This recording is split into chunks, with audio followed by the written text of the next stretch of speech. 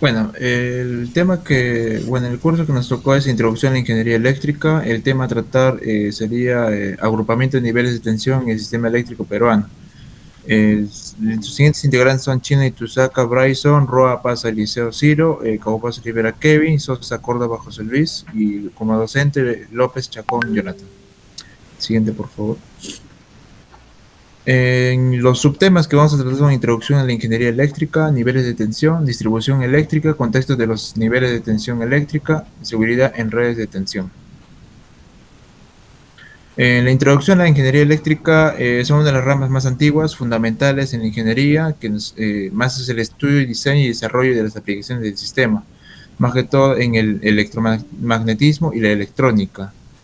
Y además, bueno, abarca desde la generación, transmisión, distribución y hasta la utilización, ¿no? Y uno de los científicos, bueno, que notaron fue Michael Faraday, James Clerk Maxwell y Nikola Tesla, que establecieron el electromagnetismo y la corriente eléctrica.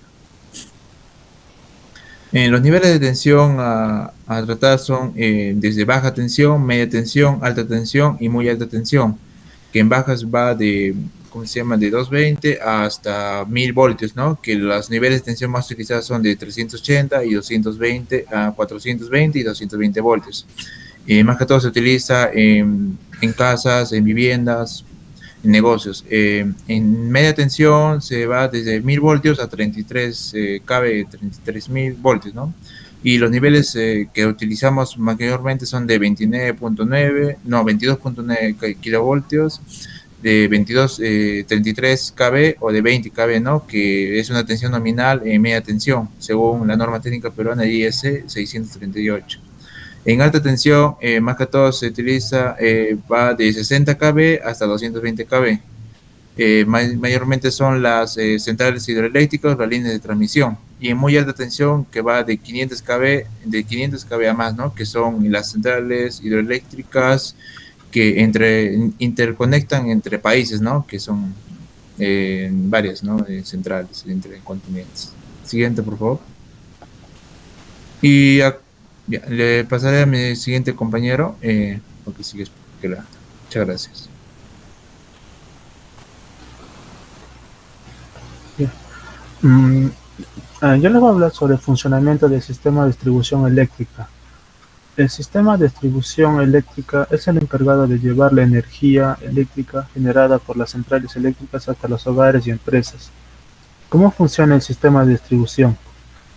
Primero, la energía se produce en las centrales eléctricas. Esta energía generalmente suele producirse de 6 a 18 kilovolts.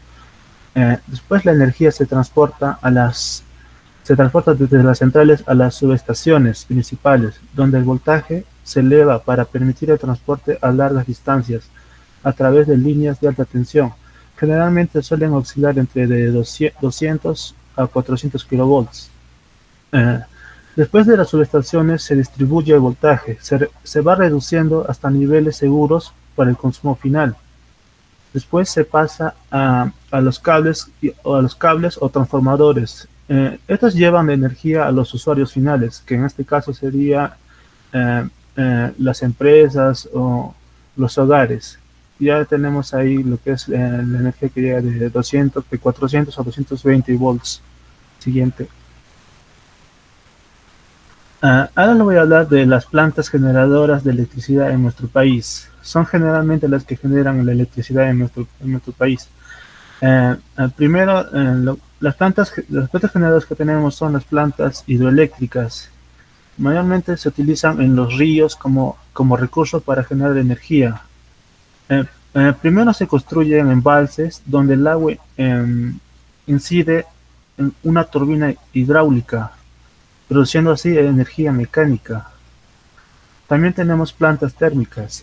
Se utilizan como fuente primaria es el calor proveniente de los combustibles, o el calor o el mar del sol. También tenemos las plantas de energía solar. Este grupo son plantas que digamos que dependen de paneles solares o energía solar. Eh, También tenemos las plantas del grupo electrógeno. Este del grupo electrógeno es una máquina que mueve un generador de energía eléctrica a través de un motor de combustión interna. También tenemos las plantas geotérmicas. Son aquellas plantas que utilizan el vapor del agua almacenado bajo la superficie de la Tierra en su estado natural. También tenemos las plantas de biomasa. Generalmente utiliza residuos agrícolas, forestales o industriales y otros desechos para producir calor. Gracias. Siguiente.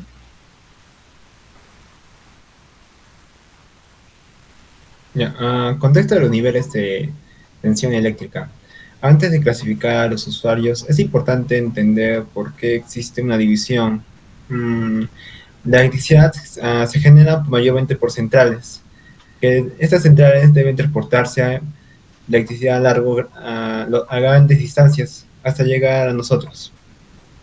Para este proceso, que para que sea eficiente y seguro, se entrega siempre con el mismo voltaje, con la, sino que se maneja a diferentes niveles de tensión. Cada nivel responde al usuario y la cantidad de energía que se necesita. No es lo mismo la demanda de una gran industria que una vivienda. El objetivo de esta división es asegurar un suministro eficiente, seguro, confiable para todos. Para esta base, mmm, podemos, podemos ver cómo se clasifican los usuarios. En primer lugar está como alta tensión, que corresponde a los valores de 60 kilovoltios o más. Aquí se encuentran las grandes industrias, la minería y también las plantas de generación. En un nivel intermedio tenemos la media tensión, que va a los 1 a 60 kilovoltios. Este nivel abastece a fábricas, hospitales y centros comerciales. Y por último, la baja tensión, que es menor a 1 kilovoltio, que se usa en viviendas, en pequeños comercios, en servicios públicos y iluminación.